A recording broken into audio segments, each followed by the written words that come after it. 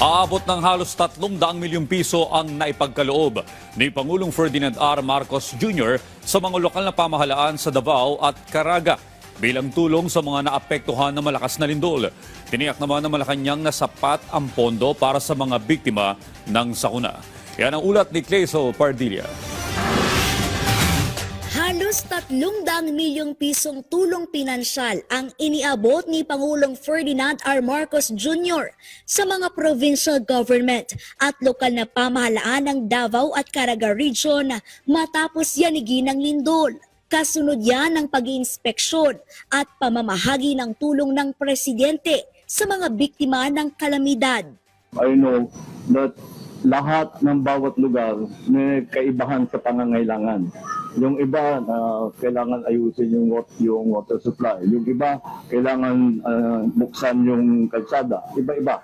And that's why, ang thinking namin, ibigay na lang namin sa inyo yung pondo. Alam ninyo, mas alam ninyo kaysa sa amin ang pangangailangan dun sa area ninyo. Tiniyak ng Malacanang na may sapat na pondo ang gobyerno para tugunan ang mga pangangailangan ng mga biktima ng sakuna. Sa harap ito ng pangamba na posibleng maubos ang budget ng National Disaster Risk Reduction and Management Council dahil sa magkakasunod na bagyo at lindol. Meron pa rin po tayong 12.005 billion sa contingent fund. At kung mauubos man po ang contingent fund dahil sunod-sunod po ang nangyayaring calamity sa ating bansa, maaasahan po natin kung may excess revenue, makakuha po tayo sa unprogrammed appropriations mula sa SAGIP. Siniguro ng palasyo ang paghahatid ng tulong ni Pangulong Marcos sa kabila ng pananakot umano ng ilang taga-suporta ng mga Duterte.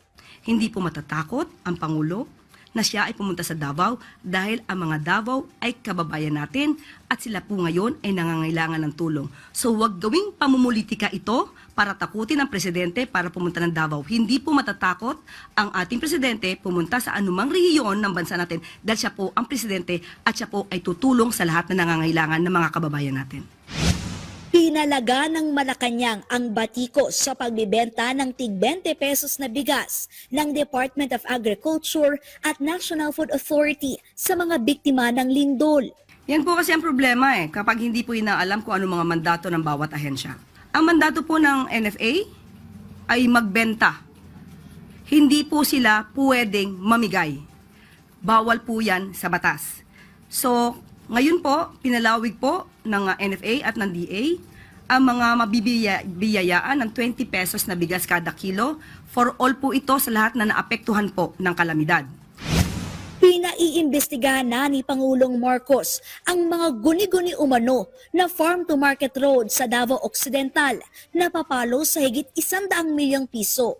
Ginagawa ang mga farm-to-market road para mapabilis ang pagbiyahe ng mga produkto mula sa mga kanayunan patungo sa mga palengke para mapababa ang presyo ng pagkain. Yes, opo. At nagkausap na rin po ang si Secretary Vince at saka si Secretary Kiko at pagtutulungan po nila ito para maimbestigahan, lalo na kung ito'y ghost projects, dapat po ma-actionan agad. Clezo Pardilla para sa Pambansang TV sa Bagong Pilipinas.